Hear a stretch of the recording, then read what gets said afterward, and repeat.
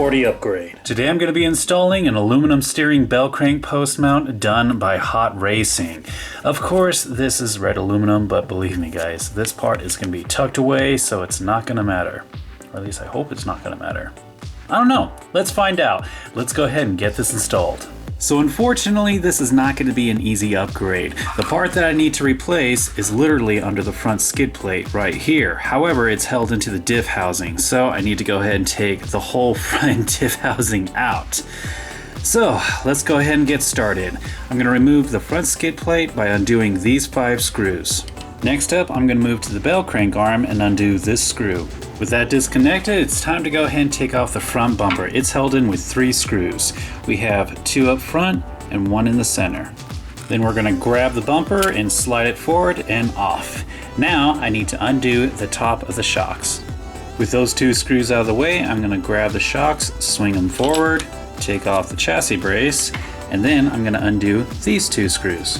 With those out of the way, I'm going to push the front part down and then pull it out. Now we can go ahead and work on the diff housing. This is going to be fun. I'm going to start off by undoing the front brace. Once you get that screw out of the way, I'm going to go ahead and pull off the front brace. I'm going to flip this over, and you're going to see that there's a screw that holds the diff housing together. So I need to go ahead and remove this pin right here. Once you get that pin out of the way, you can finally reach that screw. Now I need to undo that. Once that screw is undone, you get to go ahead and grab the halves and slowly pull them apart. And you want to do this making sure that you don't fling the diff gear that's inside of there out on the ground. But just jiggle it back and forth, and it should eventually come apart. Now on this side, you'll see that I found the part that I've been trying to replace, and that is this yoke right here. Now because, whoa, well, it's a good thing I'm replacing this. Well, one of the issues that is a problem with these yokes is that since they're made of plastic, when the screw goes in there, it causes the plastic to swell. So getting these out isn't always an easy thing without pulling out the bearing along with it. Now I need to get this off. There we go. Whoop. Alright, so now that I got that bearing off, I can go ahead and put that back into the steering bell cranks. And then we can finally install this. All I have to do is slide that into position. Then I'm going to get the diff housings, and you can see that there's a little notch for each side of it to slide into. Just gonna line everything up and then slide it in. And then I'm gonna do that with the other side. So before I put everything back together, I feel like there's a few things I should go ahead and clear up. This part right here, this big gear, is the diff gear. On each side there is a yoke. Now on the stock one, these are plastic. This is an upgrade that I installed after I got the RC, but I don't really have to worry about disconnecting these. These have a little grub screw on the stock ones that you take out, and then you can slide these off, making this whole process a little bit easier. But with me, I don't have to worry about that. They have these Y yokes, which is with this terrible design where I don't even want to get into it. But anyways, you want to make sure that that stays in all the way. You also have this smaller pinion gear with 2 bearings on it that you want to stay in place. So when you're pushing everything back together, these should be in like that. Once all this is lined up, I'm just going to go ahead and slide the diff gear back into the other side. Make sure that the center peg is in both sides of the diff housing, and everything should fit back together without any issue. Next up, I'm going to go ahead and retighten this screw. With that taken care of, I can now get the drive line. I'm going to straighten it out into the yoke. And then I'm going to straighten out the arm, make sure that it's facing in the right direction, slide this into place, and then reinsert the pin. Now since I already have the diff housing together, I need to reattach these, and I can't really do that, so I'm going to go ahead and pull this pin out. And with that out of the way, I can finally go ahead, readjust this drive line, or shaft I should say, slide the arm back into place, and then reinsert the pin. Then we can get the front brace, slide that back into position, and reinstall the screw that holds it down. With that all taken care of, I can go ahead and flip this thing over and rant a little bit, because this is one of the things I really hate about the design of this RC. If you do not put the steering bell cranks onto the steering bell crank arm before putting the diff housings together, you'll realize you can't put them on there.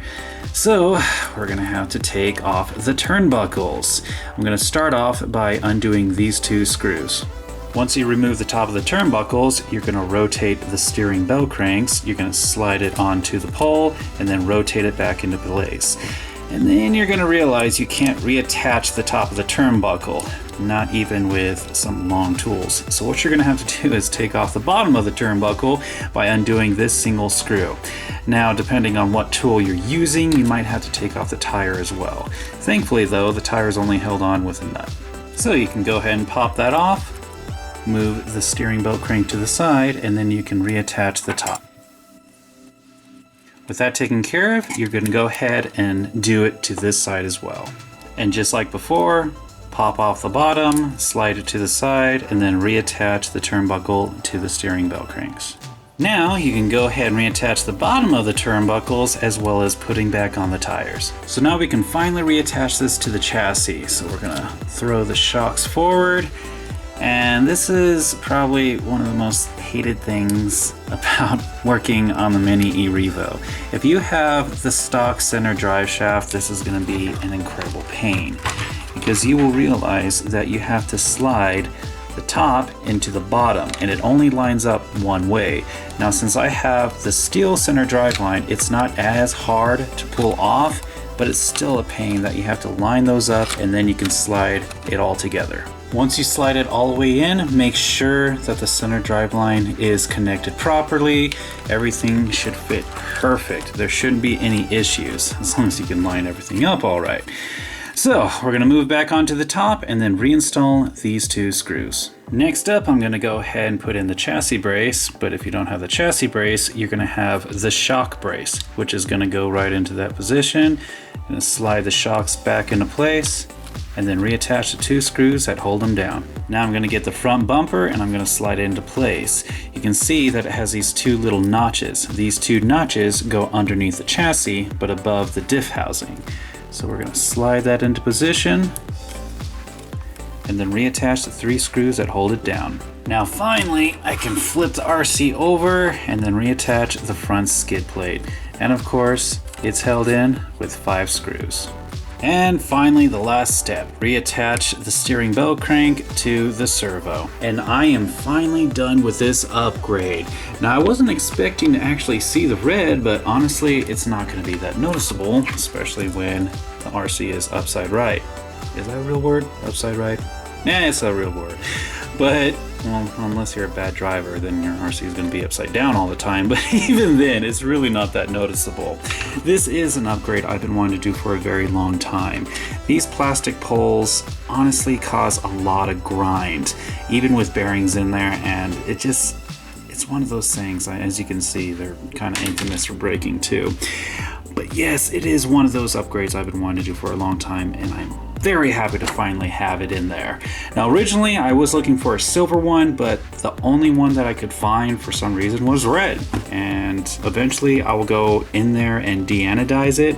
I noticed that the diff housing is not in the greatest shape, so I'm gonna have to eventually replace it, maybe with aluminum. Not too sure yet, but I also need to go ahead and do the other servo as well.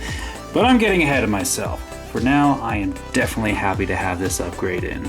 As always, I have to give a shout out to the people on Patreon. Because of you guys, these upgrades are possible. And that was Jester's level 40 upgrade.